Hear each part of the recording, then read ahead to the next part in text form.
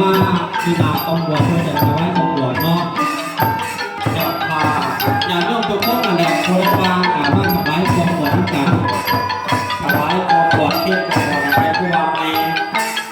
ก็ผู้เป็นตัวน้อยผู้เป็นยอดจิตกรเด้อเป็นผู้ว่าแนวเป็นผู้ว่าแนวคำภาษา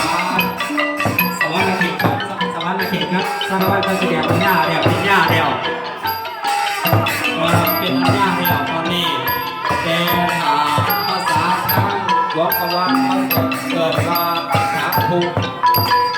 เป็นสาธุเดียวตอนนั้นเป็นทั้งผู้ว่าเป็นทั้งอัญญาเป็นทั้งสาธุสำเนียงกันจะบวกกันแต่ว่าคนเดียวนั่นแหละเอาไปออกไปจับต่อกันเค้นกองบุญกองบัวทำกับผู้ที่บวชแล้วเค้นกองบุญกองฐานนี่กองทำอะไรที่มองไปนะครับเบิร์ดเอาเอาไปกองบุญทั้งกองจากบริหารเป็นของสงฆ์ส่วนกองบุญกองบวชนั้นจะเป็นของส่วนตัวเนาะเป็นพิจารณาเป็นของส่วนตัวครูอาจารย์ครับกับทุกคนสันเสริญได้หมดแล้วท่านนี้สันเสริญได้ทั้งหลังอาจารย์สิว่าสันเสริญทั้งหลังเลยเนาะไม่ออกจะเกี่ยวไปเดียวเกี่ยวจะถวายเสือโดนเดียวเอาครูอาจารย์มีของน้ำของในอย่าเกี่ยวกับชาวบ้านเขาหาของเราเลย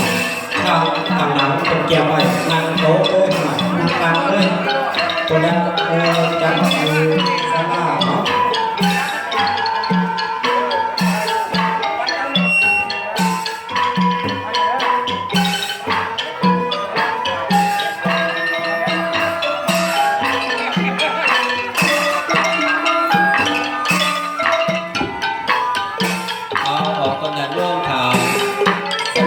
ข้าตะกี้ทุกอย่างแล้วจะไป